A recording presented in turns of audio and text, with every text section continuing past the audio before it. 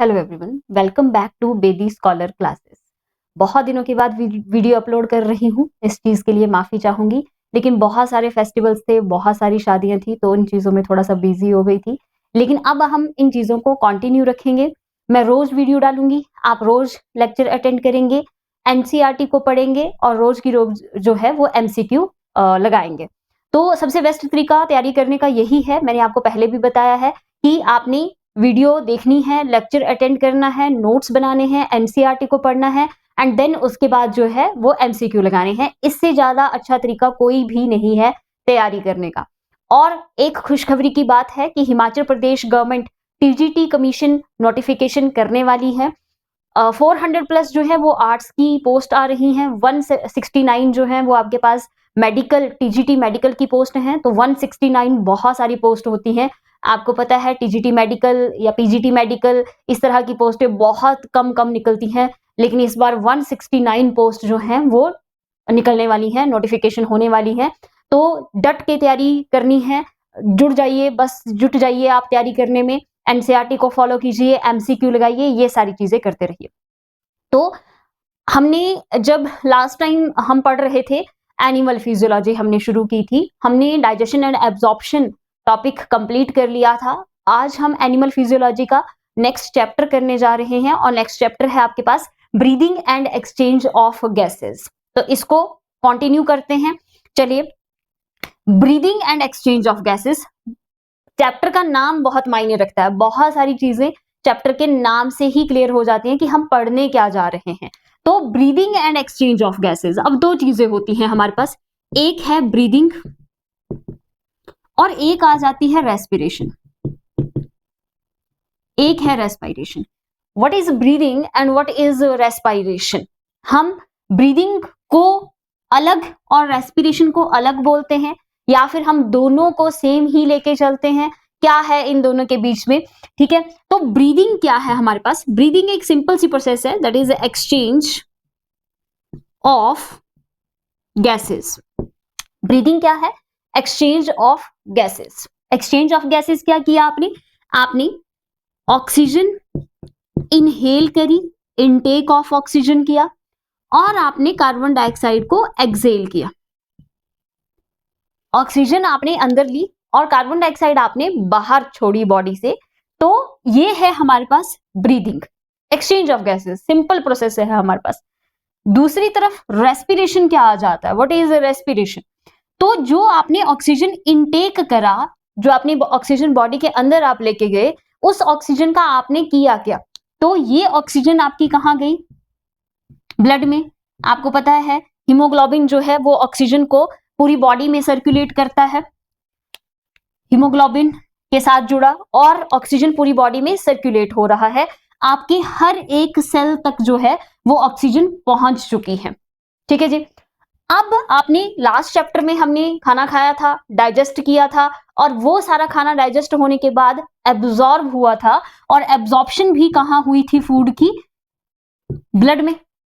सारा खाना ब्लड में गया था और ब्लड अब सर्कुलेट हो रहा है और खाना भी आपका हर एक सेल तक पहुंच चुका है। खाने के कंपोनेंट्स हर एक सेल तक पहुंच रहे हैं। और फूड के कंपोनेंट्स क्या थे हमारे पास? ग्लूकोज था, अमाइनो एसिड थी, फैटी एसिड था हमारे पास, है ना। ये सारी चीजें कहां पहुंच चुकी हैं? सेल के पास पहुंच चुकी हैं। अब बॉडी के हर एक सेल में इन सब कंपोनेंट्स से जो है वो एनर्जी निकाली जाएगी, एनर्जी ली जाएगी। खाना खाने का मेन मोटिव क्या है? एनर्जी लेना। हम खाना क्यों खाते हैं? ताकि एनर्जी बनी रहे। तो वो एनर्जी हम निकाल कैसे रहे हैं?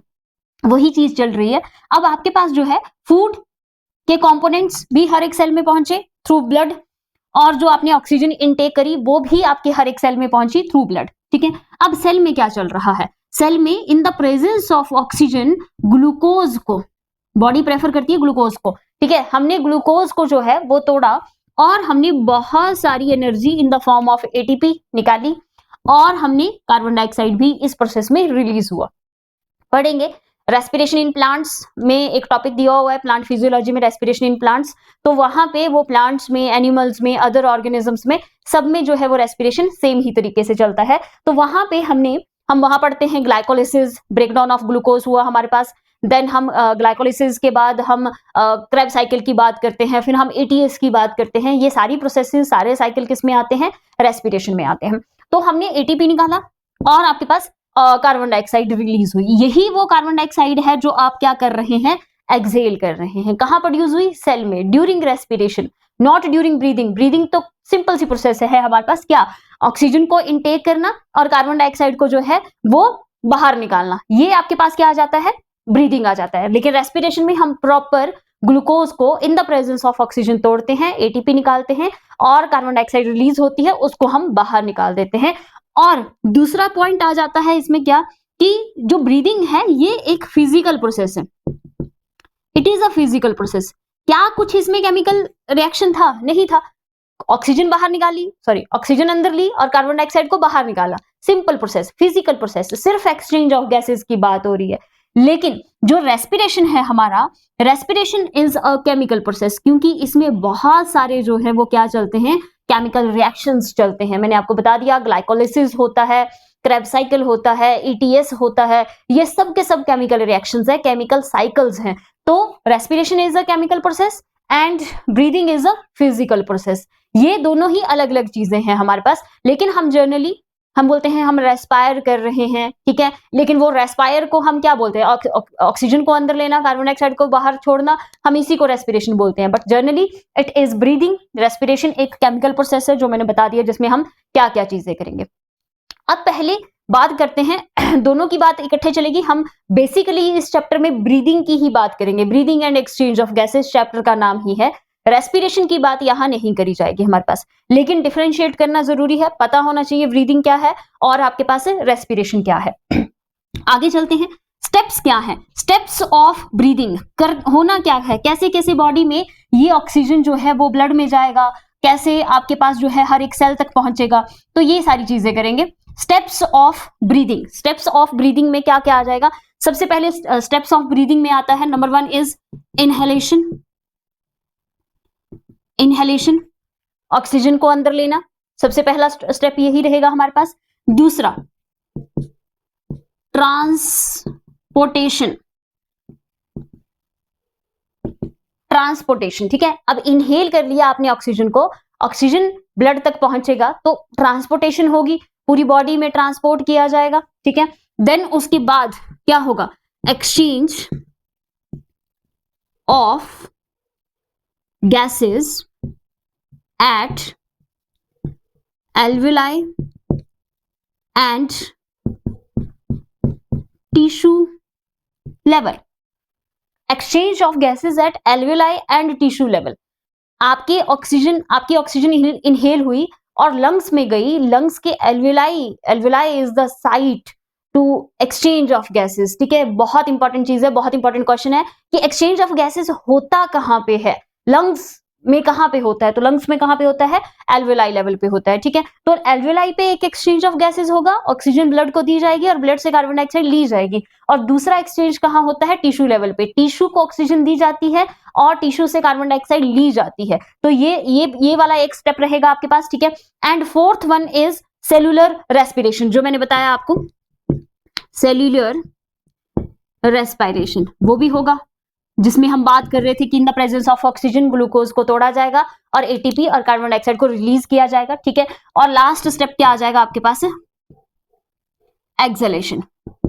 Last step is exhalation. ये पॉइंट्स रहने वाले हैं आपके पास, ये सारी चीजें रहने वाली हैं कि क्या क्या स्टेप्स हैं breathing and exchange of gases में। तो सबसे पहले inhalation, then transportation, then exchange of gases at alveoli and tissue level, then आपके पास सेलुलर रेस्पिरेशन होगा, कार्बन डाइऑक्साइड प्रोड्यूस होगी और देन एक्सहेलेशन होगा, ठीक है। ये जो है आपके पास 5 स्टेप इस पूरी प्रोसेस में चलते हैं।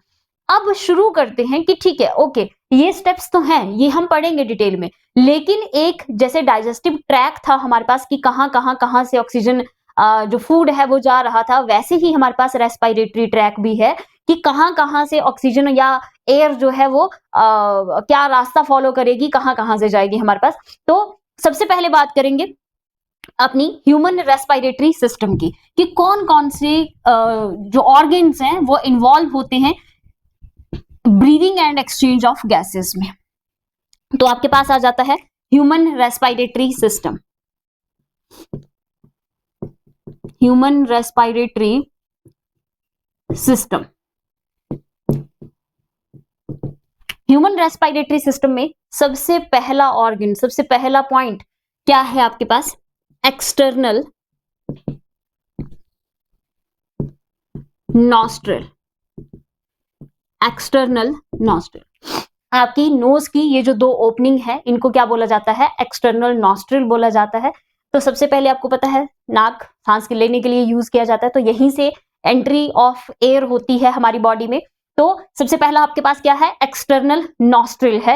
एक्सटर्नल नॉस्ट्रल आप सीधा लिख सकते हैं इसमें कि ये आपके पास क्या है? 2 ओपनिंग्स हैं। ठीक है, सिंपल सी बात है, 2 ओपनिंग्स हैं, यहां से एयर केवल एंटर होगी और कोई काम नहीं है इसका। ठीक है, देन आपके पास आते हैं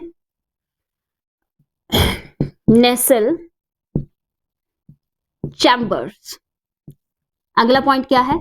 नेसल चैम्बर्स। अब एयर जब एंटर करेगी नोज में, ठीक है, तो आपके ये वाले जो पोर्शन है, ये जो अंदर ट्यूब्स बनी हुई हैं हमारी 2, ये ट्यूब्स क्या हैं? ये चैम्बर्स हैं हमारे, इनको क्या बोला जाता है?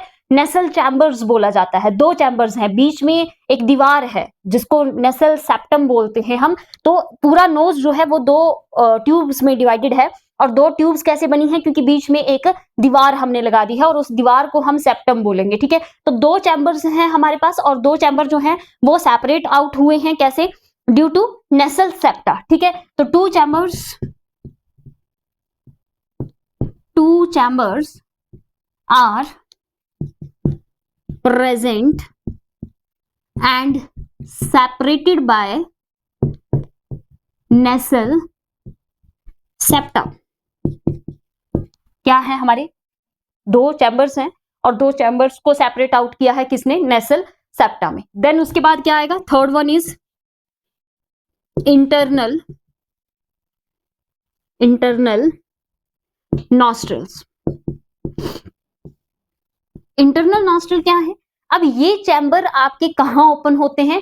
सीधा आपके गले में जाके। आप नोज में दवाई डालते हो तो कहां निकलती है? जाके गले में निकलती है जाके। क्यों? क्योंकि ये external nostrils sorry, external nostrils और नेसल चैम्बर जो है वो सीधा ओपन हो रहे हैं आपके कहां पे?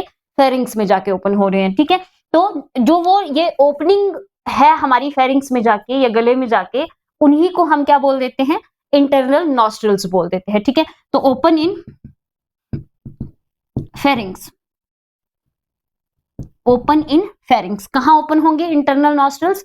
फेरिंग्स में ओपन होंगे। मतलब आप जो एयर लेके गए हो, ये एयर कहां पहुंची है? ये एयर आपकी जो है वो सीधा आपके गले में पहुंची है, सीधा आपके फेरिंग्स में पहुंची है जाके। ठीक है जी, अब थोड़ी सी चीज और डिटेल में करते हैं। जैसे ये आपके नेसल चैम्बर्स हैं, इसके बारे में थोड़ा सा बताना चाहूंगी। ये नेसल चैम्बर बहुत इंपॉर्टेंट चैम्बर्स हैं। यहाँ पे क्या क्या प्रेजेंट है? ठीक है, एक तो यहाँ पे म्यूकस ग्लैंड्स प्रेजेंट होते हैं। म्यूकस ग्लैंड्स प्रेजेंट होते हैं जो म्यूकस सिक्रीशन करते हैं, है ना, म्यूकस प्रोडक्शन करते हैं। क्यों म्यूकस प्रोडक्शन होता है नोज में? ताकि आप अगर डस्ट वाली कहीं पे पॉल्यूटेड एयर में अगर आप सांस ले रहे हो, पॉल्यूटेड एयर आपके अंदर जा रही है, तो उससे आपके जो भी डस्ट पार्टिकल्स होंगे वो सारे आपके कहाँ फंस जाएं? उस म्यूकस में फंस जाए, और अंदर जो एयर जानी है वो बिल्कुल साफ एयर जो है वो एंटर करे। ठीक है, तो उसके लिए क्या मिले हैं? म्यूकस ग्लैंड मिले हैं हमें। दूसरा यहाँ पे क्या होते हैं? कुछ हेयर्स प्रेजेंट होते हैं। ठीक है, ये हेयर्स भी क्यों दिए हैं? ताकि वही चीज आगे डस्ट पार्टिकल्स जो हैं वो इन्हीं हेयर्स में फंस जाए, और अंदर जो एयर जानी है वो कैसी जाए आपके पास है?